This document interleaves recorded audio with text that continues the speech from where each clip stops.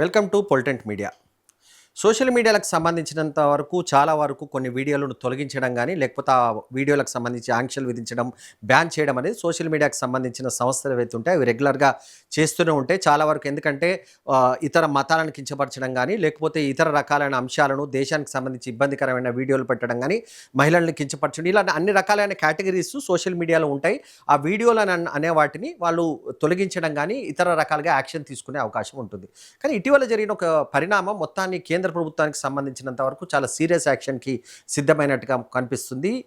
ఎవరైతే వీడియోలు తొలగించారో, వీడియోలను ఎవరివైతే తొలగించారో ఆయన స్వయంగా భారత ప్రధాని నరేంద్ర మోడీకి సంబంధించిన వీడియోలను తొలగించడం అనేది ప్రస్తుతం చర్చనీయాంశంగా మారింది. దీన్ని కేంద్ర ప్రభుత్వం కూడా సీరియస్గా తీసుకుంటుంది. అసలు ఎందుకు వీడియోలను వాళ్ళు తొలగించారో, ఆ తర్వాత కేంద్ర ప్రభుత్వం దీనికి ఏ రకమైన రెస్పాన్స్ ఇచ్చింది, నెక్స్ట్ కోర్స్ ఆఫ్ యాక్షన్ ఏ రకంగా ఉంటుందనే అంశాన్ని ఈ వీడియోలో మీకు వెల్లడించే ప్రయత్నం చేస్తాను. మొత్తానికి ఇటీవల జరిగిన నీట్ ఎగ్జామ్కి సంబంధించిన ఆందోళనలు ఏవైతే ఉన్నాయో ఆందోళన సందర్భంగా అనేక మంది యూత్ చాలా పెద్ద సంఖ్యలో జంతర్ మంతర్ వద్ద ఆందోళన చేస్తున్న సమయంలో ప్రధానమంత్రి సోషల్ మీడియాను వేదికగా చేసుకొని వీడియోలను విడుదల చేశారు. జూలై 23 నుంచి 24 మధ్యలో దాదాపు 3 వీడియోలను ఆయన విడుదల చేశారు. అవి చాలా వైరల్ అయినాయి. దాదాపు బిలియన్స్లో వెళ్ళిన పరిస్థితి కనిపించింది. కానీ సడన్గా ఒక పరిణామం జరిగింది. అది కేంద్ర ప్రభుత్వం చాలా సీరియస్గా తీసుకున్నట్టుగా మనకు కనిపిస్తుంది. ప్రజెంట్గా మనం చూస్తున్న ఫేస్బుక్, ఇది నరేంద్ర మోడీకి సంబంధించినంత వరకు ఫేస్బుక్కి సంబంధించిన కంటెంట్. ఆయన దాని ఒక అంశాన్ని అందులో ప్రస్తావించారు. ఏదైతే ఈ నీట్ ఎగ్జామ్కి సంబంధించి లీకేజ్కి సంబంధించి వాళ్ళపైన చాలా సీరియస్ యాక్షన్ తీసుకుంటాము. దీనికి సంబంధించి more strict actions against paper leakages to come in tomorrow's cabinet అని ఆయన ఒక వీడియోని విడుదల చేశారు. అంటే పేపర్ లీకేజ్కి సంబంధించినంత వరకు క్యాబినెట్లో కొన్ని కీలక నిర్ణయాలు తీసుకోబోతున్నాము, వాటికి సంబంధించినంత వరకు ఆయన ఒక వీడియో రిలీజ్ చేశారు. ఈ కింది పార్ట్ ఒకసారి మీరు చూడండి. This post is unavailable in India అని ఒక ఫేస్బుక్లో ఒకటి వస్తుంది. ఇది పెట్టి నరేంద్ర మోడీ దానికి సంబంధించిన ఒక వీడియోను కూడా ఆయన విడుదల చేశారు. ఆయన దాంట్లో చెప్తారు, రేపటి క్యాబినెట్లో కీలక నిర్ణయాలు తీసుకోబోతున్నాము, పేపర్ లీకేజ్కి సంబంధించినంత వరకు కొత్తగా సవరణలు చేస్తున్నాము. 2024కు ఉన్న యాక్ట్ ఏదవుతుందో దాన్ని సవరణ చేసి కొత్తగా శిక్షను పెంచడము. దాదాపుగా మనం చెప్పుకున్నట్టుగా ఈ మధ్య మన కాలం చాలాసార్లు చర్చించుకున్న పరిస్థితి ఉన్నది. ఏంటంటే దానికి సంబంధించి ప్రస్తుతం ఉన్న యాక్ట్లో అంటే 24 యాక్ట్ ప్రకారం కేవలం 5 సంవత్సరాల పాటే జైలు శిక్ష, తక్కువ కేవలం 50 లక్షల వరకు ఫైన్ ఉన్న దాన్ని కేంద్ర ప్రభుత్వం యాక్ట్ను సవరణ చేసి దాదాపు 10 కోట్ల వరకు ఫైన్ వేయడము, అదేవిధంగా 10 సంవత్సరాల పాటు జైలు శిక్ష విధించడం, ఈ రకమైన అన్ని అంశాలకు సంబంధించినంత వరకు ఒక యాక్ట్ తీసుకొచ్చింది. ఆ వివరాలను ఈ వీడియోలో వెల్లడించే ప్రయత్నం మోడీ చేశారు. కానీ ఫేస్బుక్లో సడన్గా ఈ వీడియో ఇండియాలో అవైలబుల్ లేదన్నది ఒక కామెంట్ ఒకటి ఫేస్బుక్ నుంచి వస్తుంది. ఇది చాలా సీరియస్ అయిన యాక్షన్గా కేంద్ర ప్రభుత్వం భావిస్తుంది. స్వయంగా ప్రధానమంత్రి దేశ యూత్కు సంబంధించినంత వరకు ఒక వీడియోను విడుదల చేస్తారు. దాంట్లో వాళ్లకు ప్రభుత్వం ఏ రకమైన చర్యలు తీసుకుంటుంది, భవిష్యత్ కార్యాచరణ ఏ రకంగా ఉంటుంది, యూత్ని అట్రాక్ట్ చేసే విధంగా వీడియోలు ఉంటాయి. నిజం కూడా అవి చాలా వైరల్ అయిన పరిస్థితి కూడా కనిపించింది. కానీ ఫేస్బుక్లో సడన్గా ఇది కనిపించకపోవడం అనేది పెద్ద వివాదంగా ఉంటుంది. దాంట్లో నరేంద్ర మోడీ ఎలాంటి కామెంట్స్ చేయడం, దేశ ప్రధాని తనకు దేశానికి సంబంధించి యూత్కి సంబంధించినంత వరకు వాళ్ళకు ఒక అప్పీల్ చేసే ప్రయత్నం చేస్తున్న వీడియోను తొలగించడం అనేది చాలా సీరియస్ అంశంగా కేంద్ర ప్రభుత్వం ఇప్పుడు భావిస్తుంది. దీనికి సంబంధించినంత వరకు ఒక ప్రకటన మెటా నుంచి వస్తుంది. మెటా అంటే ఇన్స్టాగ్రామ్ కానీ ఫేస్బుక్కి సంబంధించి కానీ ఎక్స్కి సంబంధించినంత వీటన్నిటికీ సంబంధించి ఏదైతే పెద్ద సోషల్ మీడియా ప్లాట్ఫామ్స్ ఏవైతే ఉన్నాయో వాటికి సంబంధించిన సంస్థ సారీ చెప్తుంది కేంద్ర ప్రభుత్వానికి. అది పొరపాటు జరిగింది, చిన్న టెక్నికల్ ఎర్రర్ వల్ల ఆ వీడియోను తొలగించాము, కానీ మళ్ళీ ఆ వీడియోని మేము వెంటనే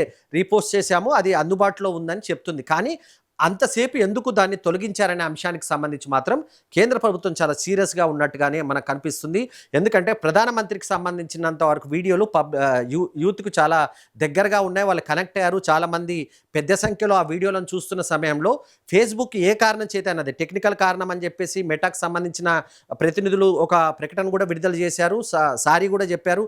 చిన్న టెక్నికల్ ఎర్రర్ వల్లనే దాన్ని తొలగించాం తప్ప మాకు వేరే ఉద్దేశం లేదని నచ్చజెప్పే ప్రయత్నము, లేకపోతే ఒక వివరణ ఇచ్చుకునే ప్రయత్నం మెటా చేసినప్పటికీ కేంద్ర ప్రభుత్వం దాన్ని అంగీకరించే పరిస్థితి లేనట్టుగా మనకు కనిపిస్తుంది. తాజాగా మనకు అందుతున్న సమాచారం ప్రకారం మెటా సంస్థకు సంబంధించినంత వరకు అంటే ఇన్స్టాగ్రామ్ అదేవిధంగా ఫేస్బుక్ వీటిని చూసే గ్లోబల్ హెడ్స్ ఎవరైతే ఉంటారో, అంటే ఎవరైతే కీ పర్సన్ హెడ్ హెడ్ పొజిషన్లో ఉన్న కీలక పర్సన్స్కి సమన్లు కేంద్ర ప్రభుత్వం జారీ చేసింది. సమన్లు జారీ చేయడం అంటే మీరు వెంటనే మా వద్దకు వచ్చి దీనికి సంబంధించి పూర్తి స్థాయిలో ఎక్స్ప్లెయిన్ చేయాలి.